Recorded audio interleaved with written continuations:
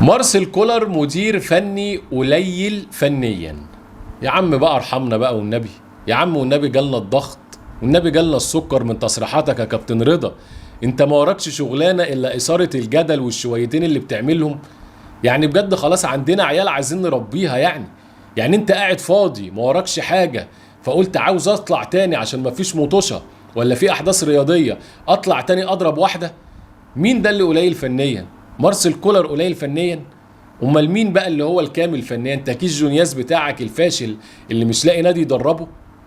راجل واخد 5 بطولات من 5 بطولات، واخد 10 من 10، بطولة افريقيا والدوري والكاس و2 سوبر، وعلى حساب بيراميدز وعلى حساب الزمالك وعلى حساب الوداد والكلام ده كله قليل فنيا. يعني مش عارف انت الكلام ده بتقوله بجد؟ يعني انت الكلام ده بتقوله بجد مقتنع، ولا اكل عيش خلاص انت اتعودت الناس كلها ماشيه كده يبقى انا لازم امشي كده علشان حته اثاره الجدل وابقى مميز والناس تتكلم عني؟ يعني بصراحه امر في منتهى الغرابه. مستر مارسيل كولر اللي واخد العلامه الكامله 5 من 5 قليل فنيا وما بيعرفش يغير كمان. يا سلام، ما تمسك انت مكانه. يعني نفسي بجد اداره الاهلي تمسك انت الفرقه مكانه وتورينا هتعمل ايه. احنا بجد تعبنا والله، الامراض جات لنا، يعني احنا خلاص مش ناقصين على التصريحات دي. وكمان يقول لك ان الاداره بتاعه النادي الاهلي اول ما مارسيل كولر اتغلب ال5 من صن داونز قالت له ستوب، لا تلعب ب3 في وسط الملعب، لا تاخد شنطتك وعلى المطار. يعني اداره الاهلي هتعمل كده يعني؟ ما الناس كلها عارفة ان ادارة النادي الاهلي عمرها ما بتتدخل في القرارات الفنية لمدير فني على مدار التاريخ، عمرها ما حصلت ومش هتحصل. ممكن الكلام ده يحصل في اماكن تانية لكن في الاهلي ما بيحصلش. ممكن بعد هزيمة كبيرة يقعدوا معاه يناقشوا اسباب الخسارة، الكلام ده كله، لكن الادارة قعدت، المعلومة جات لك، كابتن محمود الخطيب قال له لا تلعب ب3 في نص الملعب لا تروح. ايه الكلام الغريب والكلام الفاضي اللي انت بتقوله ده؟ ده راجل مدير فني سويسري عارفين شخصياتهم، وراجل صارم وحازم وما يقبلش انه حد يكلمه في حاجة فنية. اللي حصل بعد سان داونز زي ما احنا عارفين ان مستر مارسيل كولر كان بيلعب ب2 في وسط الملعب امام سان داونز واتغلب 5، امام فلامينجو البرازيلي واتغلب 4، امام ريال مدريد واتغلب 4. فالراجل بعد سلسلة الهزائم الكبيرة دي كمدير فني قال لك لا ستوب، نقطة ومن اول السطر. انا لازم ادرس الكلام ده لاني كده انا خطأ، انا كده فشلت في النقطة دي، اقعد اراجع الامور الفنية. فالراجل لما عمل نقطة ومن أول السطر قعد يراجع، عرف إن الخريطة دي أو الخطة دي مش هتناسب الفترة الحالية، والدليل 4 ريال مدريد، 4 فلامينجو، 5 من صن داونز. قال لك خلاص الخطة اللي أنا أقدر ألعب بيها الفترة اللي جاية هي 4-3-3، واللي مساعده على كده إن عنده أليو ديانج وحمدي فتحي وعمرو السولية، وكمان طلب في يناير مروان عطية، فأصبح عنده 4 لاعبين في وسط الملعب تديله الحلول دي كلها. وده اللي احنا شفناه فعلا. الاهلي عدل الخطه ل4-3-3، والاهلي كان واخد بطوله واحده بس ساعتها، هي كاس السوبر المصري من الزمالك في الامارات بتاعت برونو سافيو. من بعد ماتش سان داونز لما غير الخطه الراجل طاح في الكل، بطل الدوري، بطل افريقيا، بطل الكاس، بطل السوبر تاني، خد كل البطولات بسببه هو.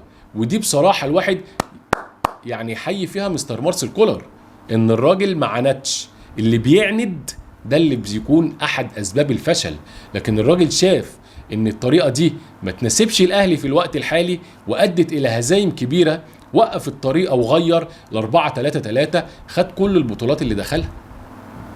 فالاداره هي اللي قالت له لا تعمل كده، فانا كلام عشوائي وكلام غريب. حاجه تانية بيقولها لك وبيقول لك ان صفقه امام عاشور مع الاهلي هي صفقه كيد نسا. الاهلي هيروح يدفع اكتر من 2 مليون دولار عشان كود نسا في ازمه الدولار اللي احنا فيها. يعني كلام ملوش علاقه بالمنطق تماما، كلام كله اي حاجه بتتقال كده. يعني هو كابتن رضا بيفتح بقه بس كده ان ايه، يقعد يطلع للناس اي كلام. مين اللي قال ان الصفقه كيد نسا؟ عشان كان بيلعب في الزمالك؟ ما نراجع الامور ونكلم الناس بالعقل والمنطق. الاهلي جه عرض من الوكره القطري لحمدي فتحي، احد اهم العناصر اللي موجوده في النادي الاهلي ومنتخب مصر كمان.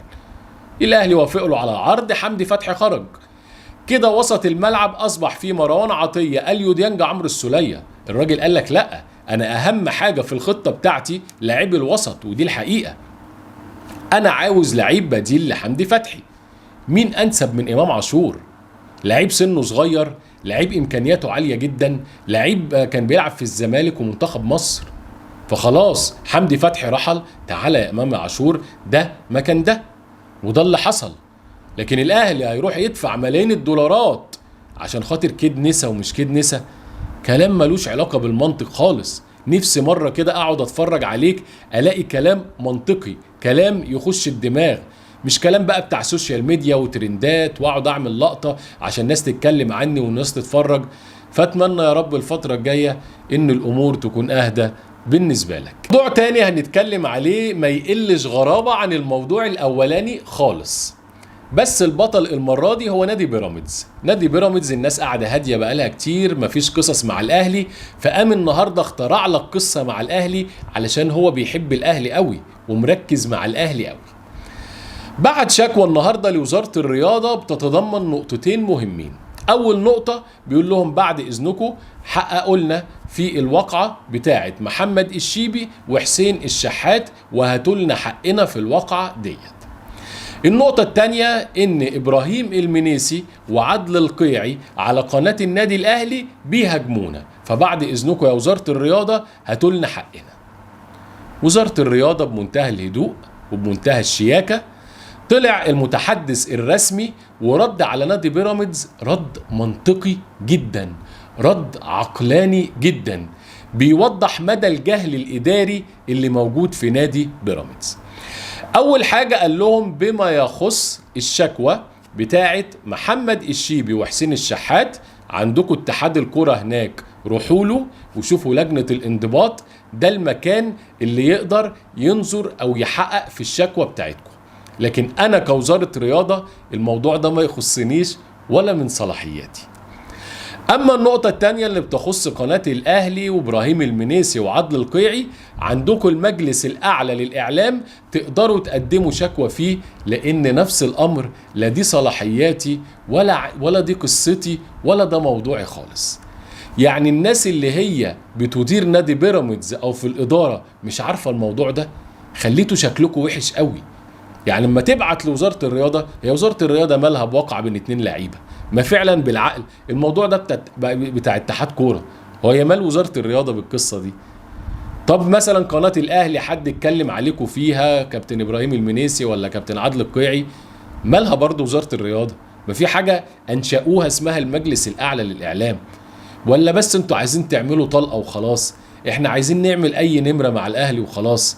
فربنا يهدي. وكان احسن رد ليكم بصراحة بدل ما الواحد يرد عليكم او اي حد تاني، هو رد وزارة الرياضة عليكم. نفسي بصراحة في نقطة قبل ما اموت يعني تتحقق قدامي، ان اصدق بجد ان نادي بيراميدز ان انتوا مش مركزين مع النادي الاهلي، انتوا مركزين مع نفسكم ومشروعكم وطموحكم. نفسي اصدق الكلام ده، ولكن كل خطوة وكل قصة بتحصل بتؤكد نفس الموضوع.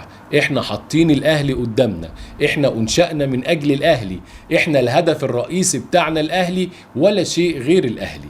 يقول لك لا الكلام ده مش صحيح، ولكن انا عندي الاهم من الكلام الافعال. الافعال اللي كل شوية تحطوا النادي الاهلي في جملة مفيدة.